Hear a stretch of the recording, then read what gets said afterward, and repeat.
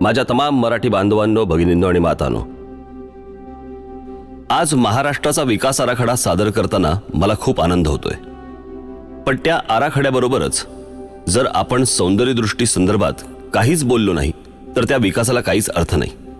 आणि विकास घडवायचा असेल तर दूरदृष्टी हवी, आणि दूरदृष्टीला जर रचनेची आणि सौंदर्याची जोड असेल तरच तो विकास चिरंतन टिकेल. एक उदाहरण देतो. मुंबईतल्या छत्रपती शिवाजी टर्मिनसचं. जवळपास 125 वर्षापूर्वी ब्रिटिशांनी हे स्टेशन बांधलं. 125 वर्षापूर्वी या शहराची लोकसंख्या कितीची होती? आज या मुंबईमध्ये एवढे लोंढे आलेत, पण आजही हे स्टेशन टिकून आहे. का टिकून आहे? कारण त्याची रचना सर्वोत्कृष्ट आहे. आणि रचना कधी सर्वोत्कृष्ट होते? जेव्हा त्यात सौंदर्यदृष्टी असते. छत्रपती शिवाजी टर्मिनस नंतर आपण अनेक स्टेशन्स उभारली, पण त्यात ना दूरदृष्टी आहे ना रचना. नुसती भकास आणि उजाड. स्वातंत्र्यपूर्व काळात बांधलेले हे ब्रिज पहा.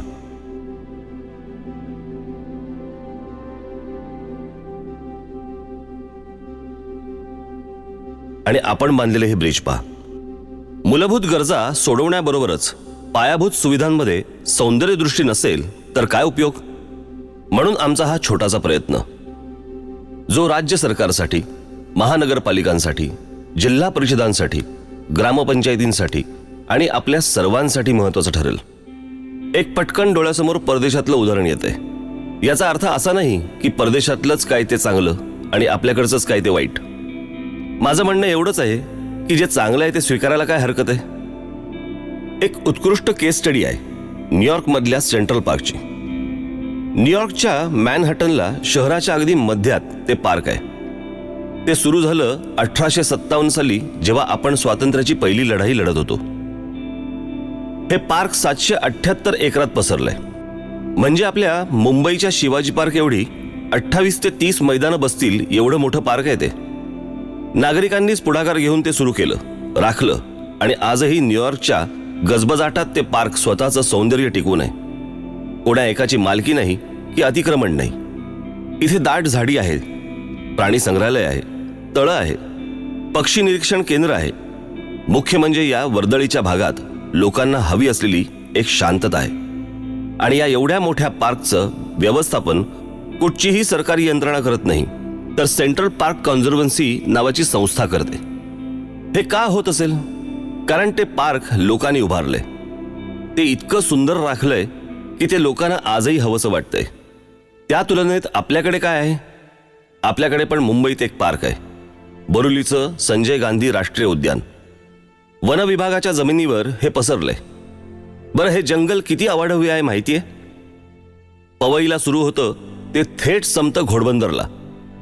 हे जंगल किती पसरलंय माहितीये? ते आहे 104 चौरस किलोमीटर्स.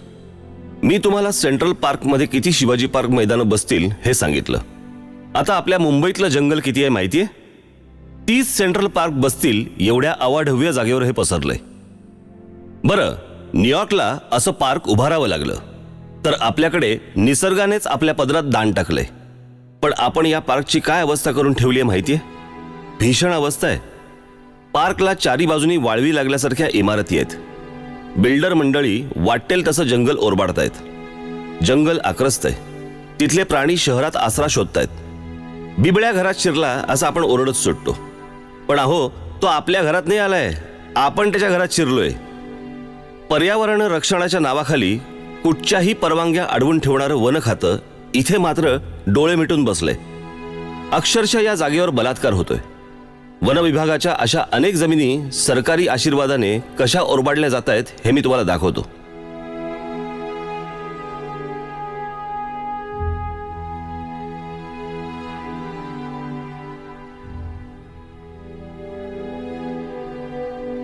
पाहिलं?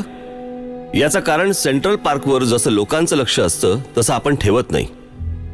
इथे आपलाच रेटा कायम ठेवला पाहिजे, कारण सरकारने तर बिल्डरांना आणि खाण माफियांना ही जंगलं आंदणच देऊन टाकली आहेत.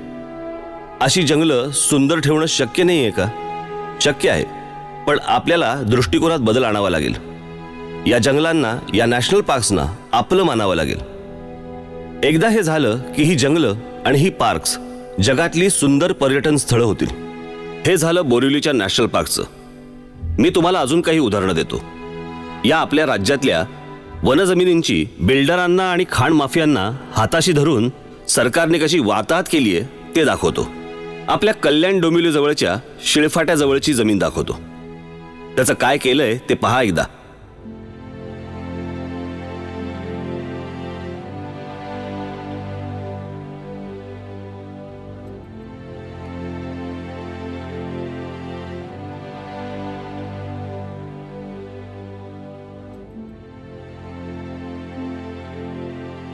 आता हे नवी मुंबईतले वन विभागाचे डोंगर.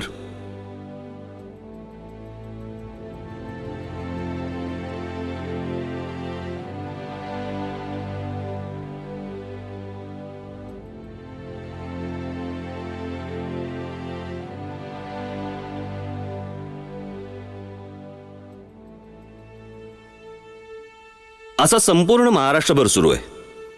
हा विध्वंस तुम्ही पाहिलात. आता हे पहा, हे कचऱ्याचे ढीग, खड्डे पडलेले रस्ते, बुजलेले नाले, अनधिकृत झोपडपट्ट्या, खोटे परवाने देऊन रिक्षा किंवा टॅक्सी शहरभर फिरतायत, अनधिकृत रेशन कार्ड दिली जात आहेत. आज महाराष्ट्रातल्या शहरांची ही परिस्थिती तर ग्रामीण भागाची काय असेल? ग्रामीण भागातील विद्यार्थ्यांचे हाल बघा काय होतात ते. एखादं अधिकृत काम करायला गेलं तर 100 अडचणी येतात, पण अनधिकृत काम करायला काहीच अडचण येत नाही. पण या सगळ्याला जबाबदार कोण?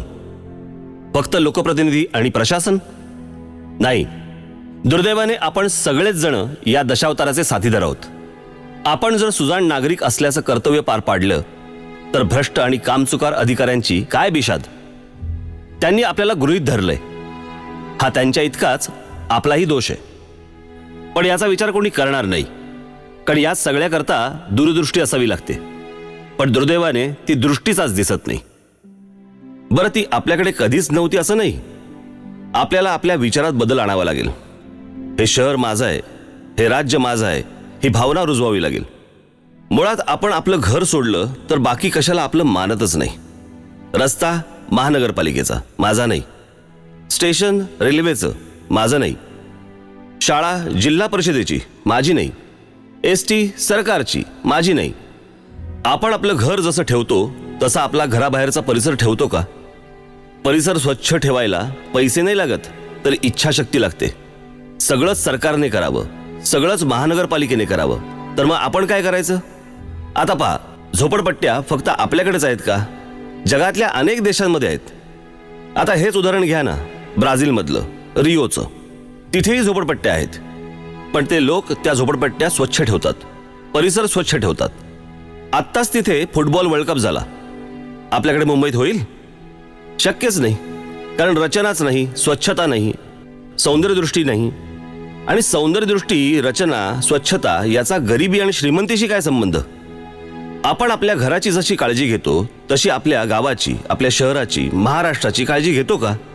माझं असं अजिबात म्हणणं नाही की कोणी काळजी घेतच नसेल, पण त्याचं प्रमाण किती आहे? आज संपूर्ण समाजात ही भावना आपल्याला जागृत करायला पाहिजे. आपण स्वतःच्या घराची किती काळजी घेतो? त्याच्या रंगापासून ते फर्निचरपर्यंत सगळ्या गोष्टींची काळजीपूर्वक निवड करतो. घर सुंदर राहावं, स्वच्छ राहावं म्हणून धडपड करतो. तसंच मग शहराकरता का नाही करत? घरातल्या भिंतीवर थुंकतो का आपण? मग शहरातल्या भिंतींवर का थुंकतो? कारण ही शहरं, ही गावं, हा महाराष्ट्र हे माझं घर आहे असं आपण मानतच नाही. मलेशिया, सिंगापूर, थायलंड आपल्या मागून आले आणि किती पुढे निघून गेले. आमच्या मागून आलेल्या देशांचं चलन अधिक बळकट आणि आमच्या रुपयाचं सतत अवमूल्यन. तिथल्या लोकांनी त्या देशाला, शहराला आपलं मानलं. जगात प्रत्येक प्रगत देशातला माणूस आपल्या परिसराची, शहराची, देशाची आपल्या घरासारखी काळजी घेतो. त्यांच्या परंपरा, स्मारकं अभिमानाने जगासमोर ठेवतो. आपल्याकडेही अभिमानाने दाखवण्यासारख्या प्रचंड गोष्टी आहेत. 700 किलोमीटर पसरलेली कोकणची आपली किनारपट्टी आहे. सह्याद्री पर्वत रांगा आहेत, जंगलं आहेत, शिवरायांची गडकिल्ल्यांच्या रूपाने उभी असलेली स्मारकं आहेत, उत्कृष्ट मंदिरं आहेत. आपल्या बुलढाण्यात लोणारचं जे विवर आहे ना, ते जगात 3ऱ्या क्रमांकाचं विवर आहे आणि आपल्या देशातलं एकमेव, उल्कापातामुळे तयार झालेलं. आज आपल्या नागपुरात देशाचा मध्यबिंदू आहे. पण आम्ही कोणाला दाखवत नाही आहोत. शेकडो वर्षांची संगीत परंपरा आहे, साहित्य परंपरा आहे, नाट्य परंपरा आहे, क्रीडा क्षेत्राची परंपरा आहे.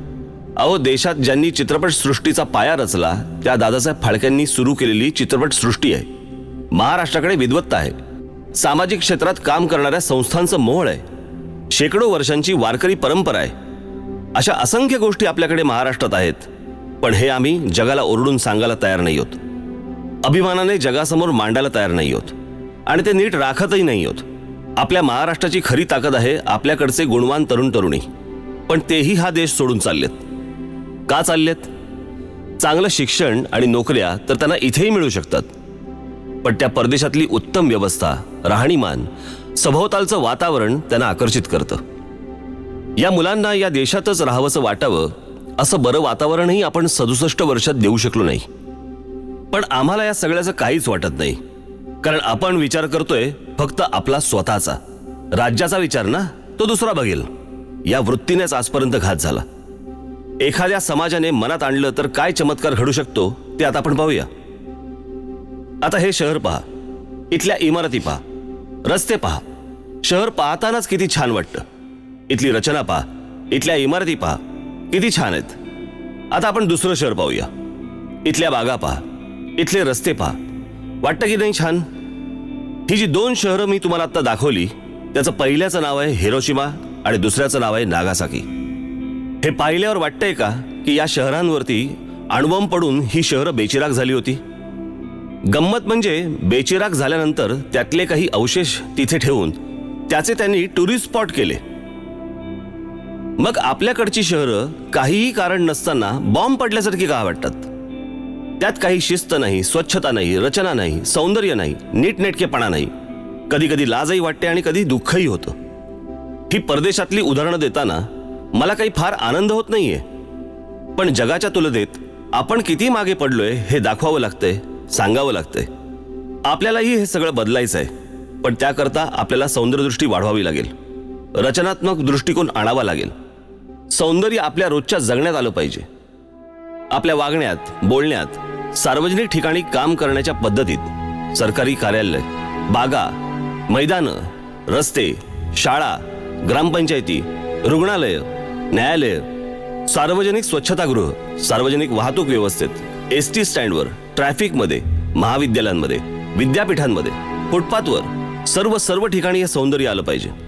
आता हे बघा, हे काय रुग्णालय आहे? एखादा बरा असलेला माणूस देखील इथे आजारी पडेल. रुग्णालय कसंही बांधलं तरी चालेल असा विचार करून नाही चालणार. तिथे येणारा रुग्ण, त्याचे नातेवाईक यांच्या मनाला बरं वाटेल असं छान वातावरण आपल्याला तयार नाही का करता येणार? शाळेची इमारत घ्या, तिथे जाऊ नये, तिथे शिकू नये अशी का असते? छान रंगवलेली, सुरेख रचना असलेली, तिथे जावं, खेळत बागडत शिकावं असं तिथलं वातावरण का नसतं? काही खाजगी शाळा सोडल्या तर हे वातावरण कुठेच नसतं. आता आपली शासकीय कार्यालय घ्या, दुःखी, कष्टी अशी का असतात? तिथे जाऊच नाही असं वाटतं. त्या वातावरणातच एक सुस्तपणा, निरुत्साह असतो. सगळीकडे तेच वातावरण. आता आपल्या स्मारकांचंच घ्या ना. आपल्या स्मारकांविषयी तर बोलूच नाही. ज्या लोकांनी आपलं आयुष्य ज्या समाजाकरता दिलं त्यांची स्मारकं आपल्याला धड राखताही येत नाहीयेत. रंग उडालेली, निरुत्साही स्मारकं पाहून मला कधी कधी लाज वाटते. आपल्याला या वृत्तीत बदल घडवायला हवा. ही परिस्थिती बदलायला हवी. आपल्याला वातावरणातच एक सौंदर्य आणायचंय. आपल्या कामात, कामाच्या शैलीत, सरकारी कामकाजात सर्वत्र बदल आणायचा आहे. आपल्याकडे म्हटलंय सत्यम शिवम सुंदरम. सुंदरतेचं महत्व सत्य एवढंच आहे आणि निर्मिती एवढंच आहे. सुंदरता आपल्या वातावरणात आली पाहिजे, आपल्या अंगात भिनली पाहिजे. मी पुन्हा एकदा सांगतो की हे अवघड नाहीये. दुसऱ्या महायुद्धाने युरोप पार बेचिराग केला, पण लोक नाही खचली. त्यांनी पुन्हा नव्या जोमाने युरोप उभा केला. आज England, France, Poland, Germany, Austria, Japan, Russia हे देश पाहून विश्वास बसत नाही की इथे दुसरं महायुद्ध झालं होतं. मी एकदा परदेशात गेलो असतानाची एक आठवण सांगतो. तिथे प्रत्येक शहरातल्या, गावातल्या रस्त्यावर फिरताना मला एक अजब प्रकार दिसला. तिथे प्रत्येक घराच्या बाहेर फुलांची सजावट असायची. सजावट म्हणजे प्रत्येक त्यांची गॅलरी, त्यांचे वरांडे सगळे हे फुलांनी सजवलेले असायचे. त्याची रचना बघून मला गंमत वाटली. मी ज्यांच्याबरोबर फिरत होतो ते स्नेही तिथलेच होते. मी त्यांना विचारलं की इथल्या थंड वातावरणात फुलं टिकतात म्हणून हे लावतात का? ते म्हणाले, छे, इथे एक समज आहे. खूप वर्षापासूनचा. जे घर सुंदर सजवलेलं, त्या घरातील स्त्री ही चांगली अभिरुची असलेली आणि चांगलं आदरातिथ्य करणारी असणार. ज्या घराबाहेरची सजावट चांगली, त्या घरातल्या स्त्रीचं घराकडे लक्ष आहे असं ते समजतात. मला गंमत वाटली. गंमत याच्यासाठी वाटली की सत्यम शिवम सुंदरम हा मंत्र आपण जगाला दिला, पण दुर्दैवाने आपणच हा मंत्र विसरल्यासारखं आजकाल वागतोय. आपल्याला हे सगळं बदलायला हवं.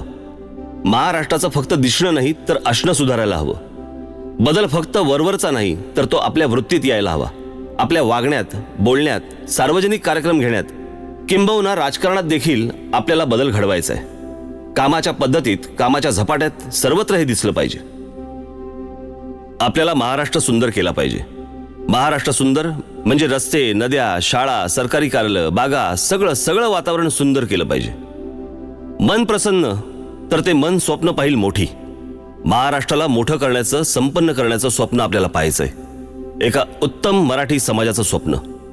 हे सारं सुरू होईल सुंदर राहण्यापासून, सुंदर रचनेपासून. ही सुंदर रचना हीच आपल्या महाराष्ट्राच्या विकासाच्या आराखड्याची गुरुकिल्ली. हीच आपली कार्यसंस्कृती, हीच आपली दिशा. सुंदर आणि संपन्न महाराष्ट्राची.